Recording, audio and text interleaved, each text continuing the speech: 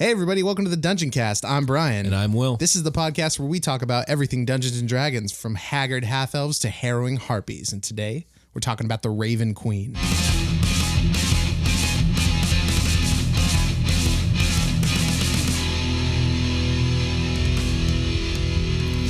Dungeoncast. Okay, guys. It's our second episode in the series of deities and demigods. Oh yeah, that's right. And this falls into our new category. And you know what? We're doing another queen. First we did the Dragon Queen. Which queen is it? Now we're doing the Raven Queen. The Raven Queen. Yes, she's a very popular deity, I would say. We got a lot of. She's the most emo god, probably. No, I mean her look. Her look is definitely Gothic chic. Gothic emo. chic, okay, yeah. Emo. Her attitude is not emo. She's, as a matter of fact, very much the opposite. She's very unemotional. Okay. And kind of a jerk. Yeah, cold. Very cold. And she's quite ambitious, and there's not a lot written about her, but what is written is pretty interesting, and a lot of our audience really suggested her, so I was like, yeah, I like the Raven Queen, we'll talk about her. Sweet.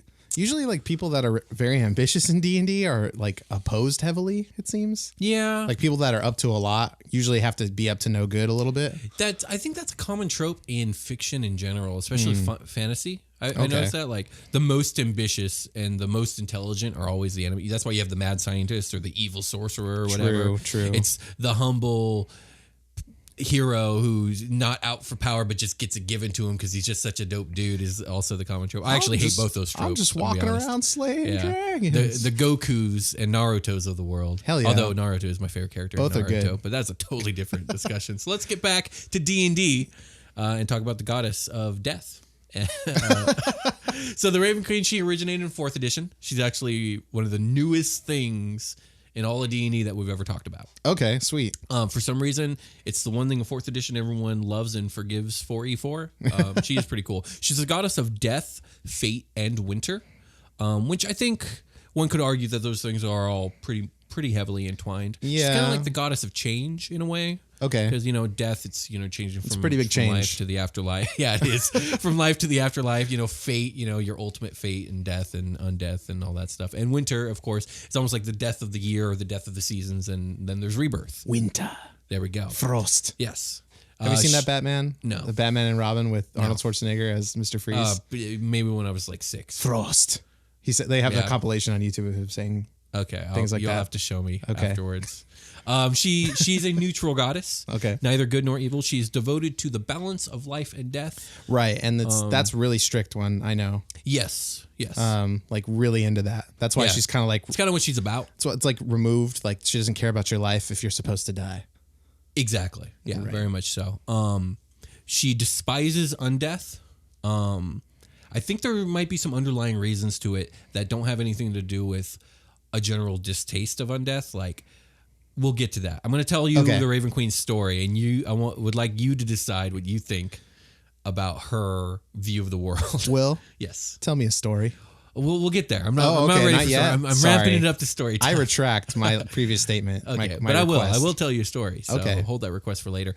She's responsible for guiding all the souls to their appropriate resting place. Oh shit! I didn't know that part. Right. So she kind of has to be neutral. Like the fairy in the River Styx.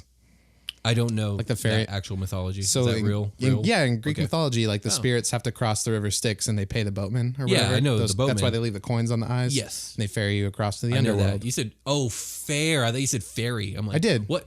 Okay. It's like a boat, like a ferry boat. like a ferry. I was thinking like a ferry from like the Feywild. No. Okay. Gotcha. This is okay. I can see. Very well aware of the river Styx. I forgive you. Thank you.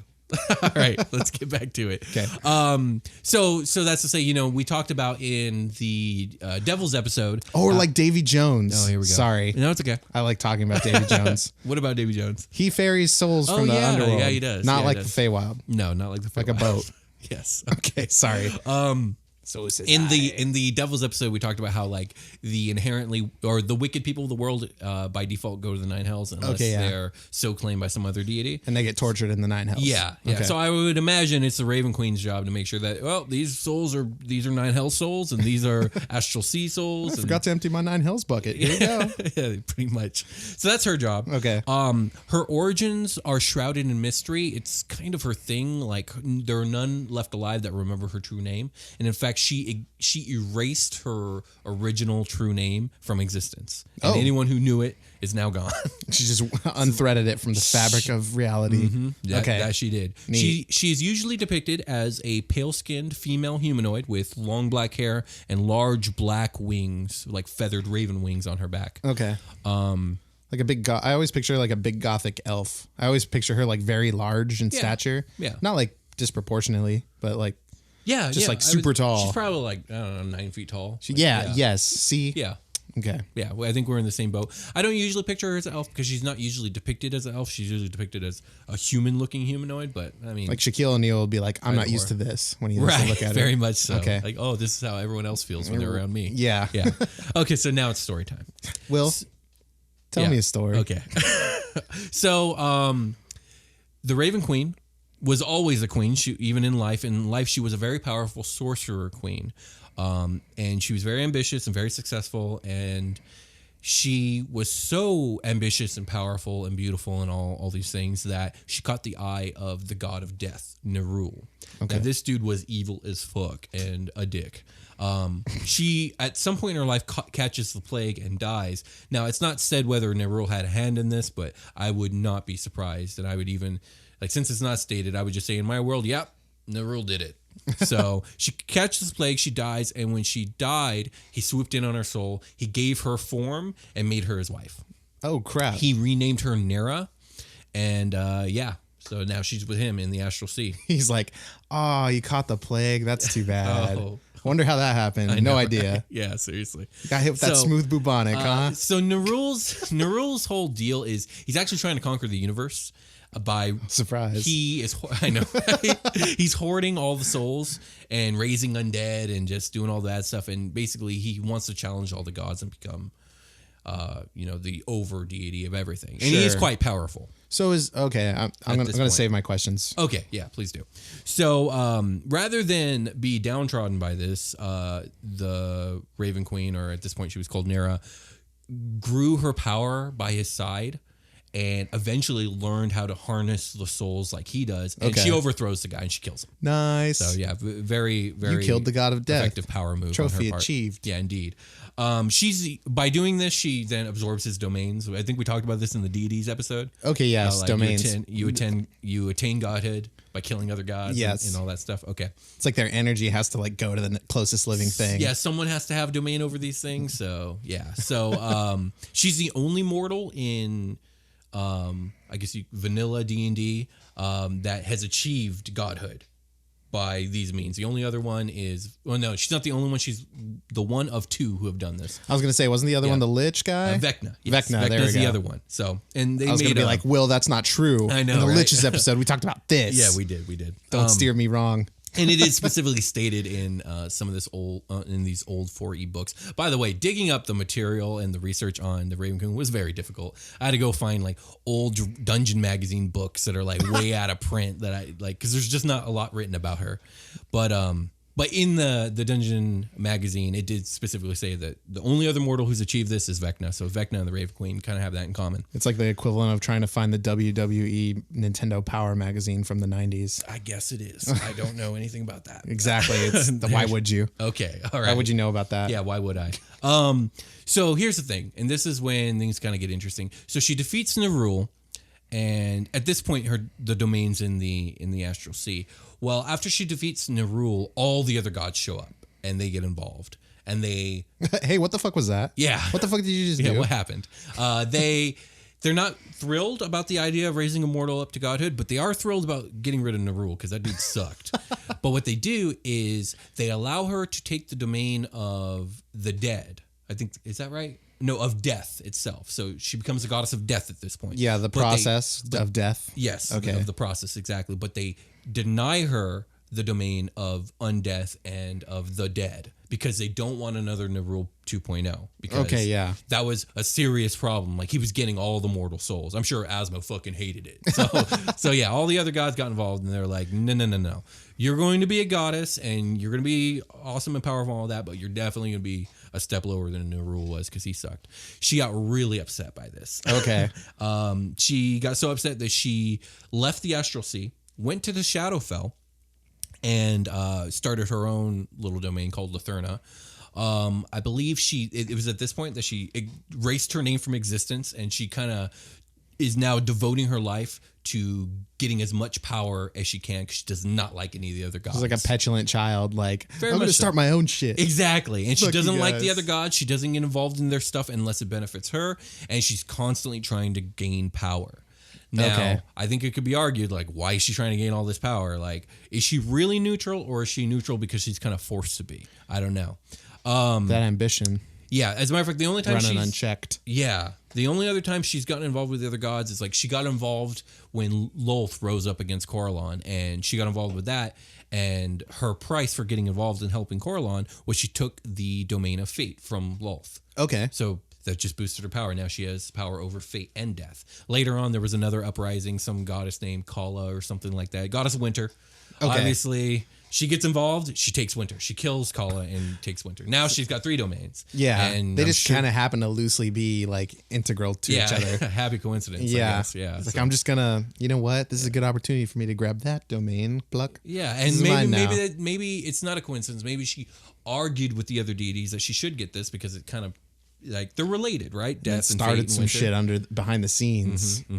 So, she's constantly trying to grow her power. She isn't evil, but generally speaking, she's really cold and distant and unemotional. She's not very giving or forgiving to her followers. Yeah, it doesn't like sound like a friendly relationship. She's like, I'm here to like make you die. Yeah, and like she's ambitious, and she inspires fear amongst her foes and her followers alike. Like most people live in fear of the Raven Queen because like they know death is coming for them at some point, and it's going to be her. Yeah. and like I hope I don't see the Raven Queen today. Right. It's And like she- seeing the Grim Reaper. I guess so. Yeah, yeah, Okay. very much so. And she doesn't do anything to quash these fears. If anything, she does stuff to inflame them. She wants people to fear her. Okay. Which leads to like a weird kind of relationship that the people have with Raven Queen followers, because in normal lore, Raven Queen followers are like the clergymen that are handling like the burials and the funerals and the deaths ceremonies and all that stuff. Okay. They're dedicated to caring for the dead and the dying and easing their passing. So on one hand, you need these people, and like they do good work, and they're probably decent people. On the other hand, like they work for this very like dark kind of deity that you're all kind of afraid of, and like honestly the people that follow her are all kind of weirdos that are like super into death, like Not to say morticians are weirdos, but it's like kind of hard to understand. right, like- because that's something most people don't want to even think about. Like everybody needs a job. you Right, know? exactly. So like this person wound up as a mortician. It doesn't mean you're weird. It's just like maybe you're into it. Like it just sounds really lawful. Like Yeah, this is a I very could natural see that. process, and like everybody succumbs to death. Right. Typically, especially like D&D, you hear about all the gods and like immortals and stuff, but that's like a very small percentage of like beings Right. in D&D. Yeah, very much so. But like you're just succumbing to the laws of nature. So Right. lawful? Is she lawful? No, she's supposed to be true neutral, which she's supposed to fall on either side of chaos or law or good or evil. Okay. Which I think is the way it should be for the goddess of death. Okay. I've seen iterations where she's a little bit more emotional, or not emotional, but a little bit more caring than she is. Neutral does make sense because the stuff I've listened to with the Raven Queen involved is like, Yeah. I'm gonna delay a death so you'll serve me, or like she takes liberty with it, like to benefit Oh, she her. does take liberty with So that it. is We'll like talk neutral. a little bit about that. Okay, yeah. so like lawful would be like, no, you are dying. Like sorry. The only undead that she likes are her undead. That's the thing. She doesn't seem to have a distaste for undead.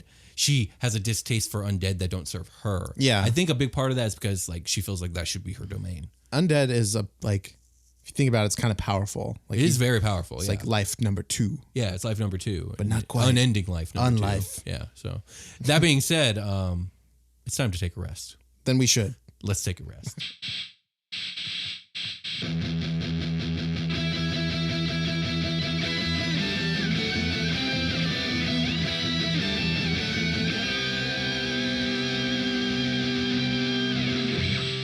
Hey everybody, welcome to the part of the show where what the hell were we even talking about? Who cares? It doesn't matter. Here's what we're talking about now. The viewers. Thank you, viewers. Will, thank the viewers. Thank you, viewers. Don't be and ungrateful, listeners, Will. And listeners. I'm not ungrateful. Yeah, and I'm listeners. very, very, very thankful. If you're viewing it or listening to it, however you're consuming it, if you're just like putting your hand to the speaker and turning it up really loud and feeling it, that's great too. Yeah, that is feel the also show. good. We feel the show. Indeed. What do we? Well, I think first we need to announce our patron. We got a new patron. We got a new patron, and their name is Enrique Nieves. There, you got it. I'm sorry for butchering so many names. Let me Thanks, say Enrique. It. Enrique Nieves. Nieves. I think it's Nieves. Yes. I'm so sorry. Yeah. We're sorry. Thanks, Enrique. Thank you. We really appreciate it. We super do. And I hope you're enjoying the Vault Raider series. Yeah, definitely. There's a new one coming out soon. Yes, I'm working on it now. Yeah, it's going to be really awesome. So anything else that we got to say? Yeah, just, the usual. Okay. Well, where to find us. What they can do for the show. Okay, so I had this radical idea. Oh, you want to listen? Yeah, let's hear it. Okay. I tell somebody about the show, then I tell another person about the show, and then I tell those two people to do what I did and tell two people and they know about the show. Interesting. And eventually everyone's going to know about it. Well, that's what I would hope. So I'm hoping, since we have a big pool of people that we're talking to right now, right, I'm going to tell all of them about our show. Okay. We do a thing called the Dungeoncast. Go tell two people about it. Yeah, please do. Damn, I'm so far ahead of you right now, dog. Yeah, you are. Anyway, you could tell them about the show. Tell them that they could find us on SoundCloud.com/The Dungeoncast. They can find us on YouTube. Just search The Dungeoncast. Thanks, Josh. And hit us up on thedungeoncast@gmail.com or at The Dungeoncast on Twitter. And that's right. We got all our handles straight. We do. You can hit us up on iTunes. Leave us a review there. It's really sweet. Thanks to everybody who has so far. We love reading those. Yes, absolutely. And if we're saying some stuff and you don't like it, tell us in the comments below. Yeah, actually, please do. Yeah, it's we're into it. Yeah, we're weird like that. It helps the show. We're super weird like that though. Okay. All right. I think we've said all that needs to be said. Did I? I think so. Maybe I even said too much. Maybe, but I'm fine with it. Let's go back to the show. All right.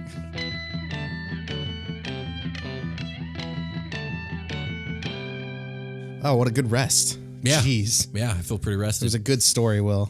Well, thank you. I appreciate it. I wish I could say I wrote it, but I didn't. Do you have any more stories to tell me? I guess kinda. I got more facts to give you. Really, hit me with those. And good I think tidbits. What is a fact but a small story? It's like a dog treat. There we go. Yeah. The dog treat of stories. Well, your first dog treat of stories is that the Raven Queen has a serious ongoing beef with Orcus, the demon prince of Undeath. They hate each other. Ooh. I think in the Shadowfell episode we talked about how the Shadowfell is always dealing with demon cults. Yeah. Mostly Orcus cults. Okay. Orcus's deal is that he already has power over Undeath. And what he wants is to kill the Raven Queen and become the ruler of death itself. I remember something about Undeath and the Shadowfell being like a weird thing. Yeah. We talked about how it's kind of strange if the Raven Queen's there and she hates Undeath. Why is there so much Undeath that doesn't serve her in the Shadowfell? Right. I don't know, man. That's weird. It is weird. But you know what? She hasn't been in the Shadowfell forever. True. This is kind Okay. of She inherited this bad this bad problem. It's like when you buy a house and they didn't dust it. Yes, there we go. There we go. Okay. Well, they didn't dust it. That's pretty easy to fix. I think it's more it's that the thick foundation is thick dirt.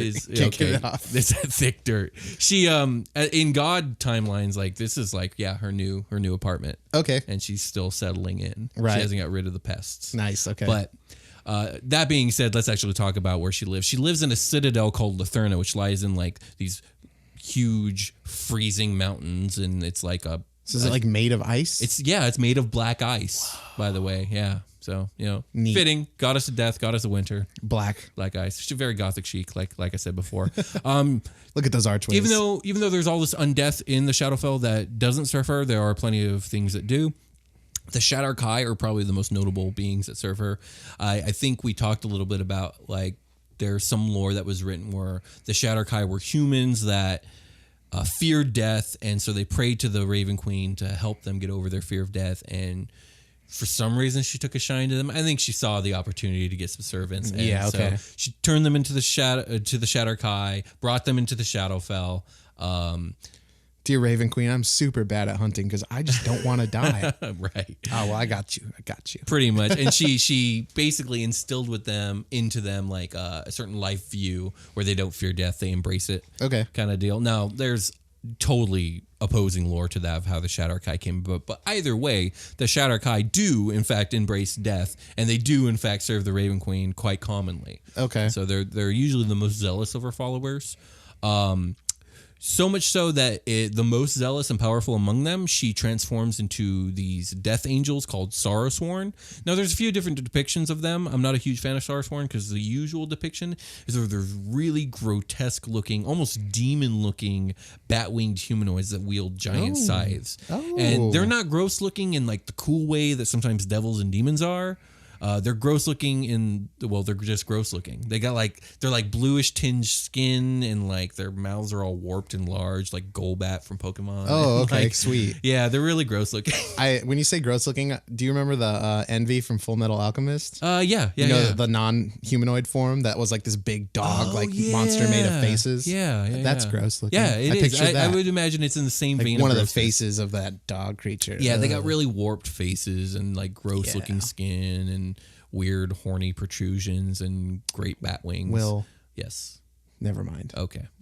So yeah, those are the Starsworn, and they kind of just go around like opposing enemies to Raven Queen and proliferators of undeath, which she super doesn't like. She's also known to raise a certain type of undead called revenants, which are basically that's a word I'm familiar with. Oh, okay. They're kind of undead with a purpose, right? Like, and once you fulfill your purpose, you'll pass. But until then, you get this everlasting life. That's the character from Crit Roll, I think, is a revenant. Is he? Yeah. Okay. So yeah, that's a common thing the Raven Queen does. Those For sure. are like her undead.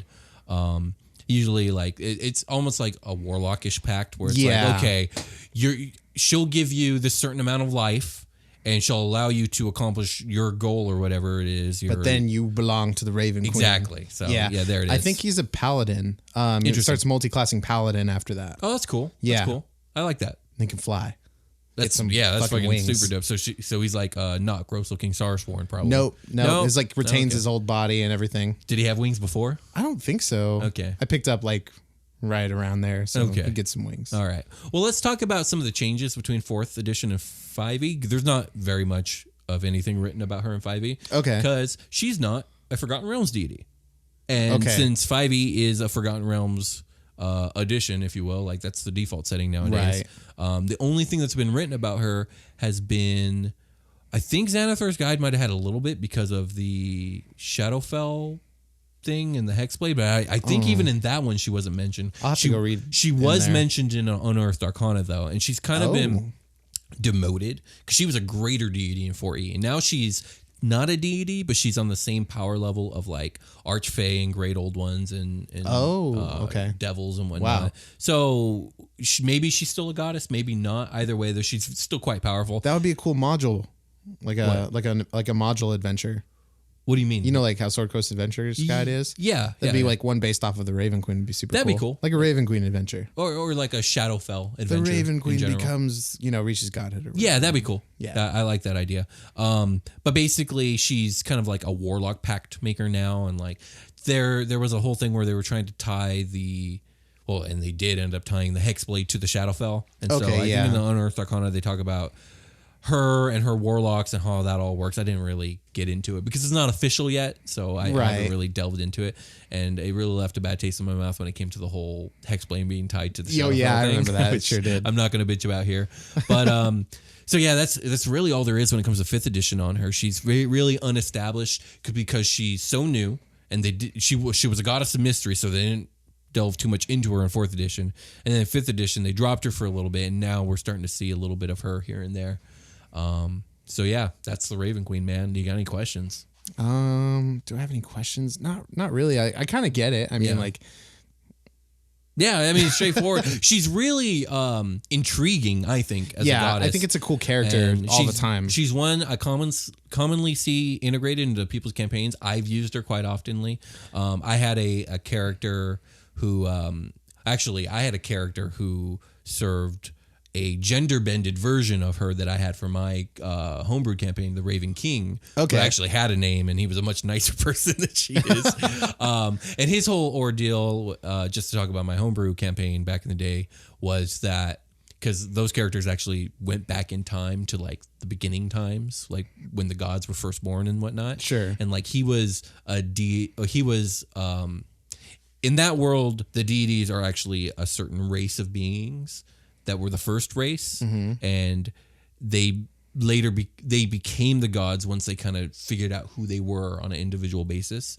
And so when they go back in time, like he's like the last one of his kind that hasn't figured out who or what he is. Okay. And like what he begins to see is like all the souls of the dying are just kind of left floating about and like miserable or being harnessed for evil or whatever, and all the other gods don't seem to care. And so eventually, as the campaign progressed and he got to know this servant of his from the future who didn't know who he was at the time. Okay. So his own servant, his own avenger from like a million years in the future comes back in time and meets him, and they don't know who each other are. And through the Avengers emulation of the Raven King from the future, he learns who he should be and becomes oh the my Raven gosh. King. Yeah, so this is fucking Terminator. Yeah, pretty much. So, but basically he takes upon himself the responsibility of these souls and what to do with them, and like he tries to approach it from a neutral standpoint. So yeah, that was my take on the god of death or the goddess of death. Sweet. Okay. Yeah, there it is. I just like I super like Davy Jones. Like, yeah, okay. Davy Jones is like the Raven Queen, like in Pirates of the Caribbean. I guess so. So in Pirates, he's like the servant of the ocean goddess or whatever, right? Yes. So like it's like not quite a god, but he gets immortal, and it's like if you do your job, everything is a-okay. But if you don't do your job, you're a crazy octopus face man. Right. You're the fucking Cthulhu. In D&D terms, he's the exarch of a deity. Yeah. Yeah. So, and yeah, that's something we'll have to talk about exarchs and stuff. We'll probably talk about exarchs in the episode where we talk about angels and celestials in general. Raven Queen in Critical Role is like super scary. She's she? like, she should be. Like she makes the characters like walk into a pool of blood to talk to her, and they like choke and die on the blood. Okay, so she's like weird. Pass over. She's really weird. I like the concept that they use where I think the way it worked was like they died. While they were passing over, they're able to talk to the Raven Queen, and then she's just like, "You're back." Okay, she reverses it for them. Yeah, like because you're not really supposed to die here. Right. You're doing this weird shit to talk to me. Yeah, and it's like I'm humoring you because you could serve me, kind of deal. And they show up, and she's like, "So how does the blood taste?" Ooh. And they're like, "Really bad." She's like, "Good." Okay. I'm just kidding. That didn't happen. Oh, okay. Well, I think at that point now we're just making stuff up. So I did make stuff up. Maybe we should call it a game. Let's call it a game. All right. We'll talk to you guys later.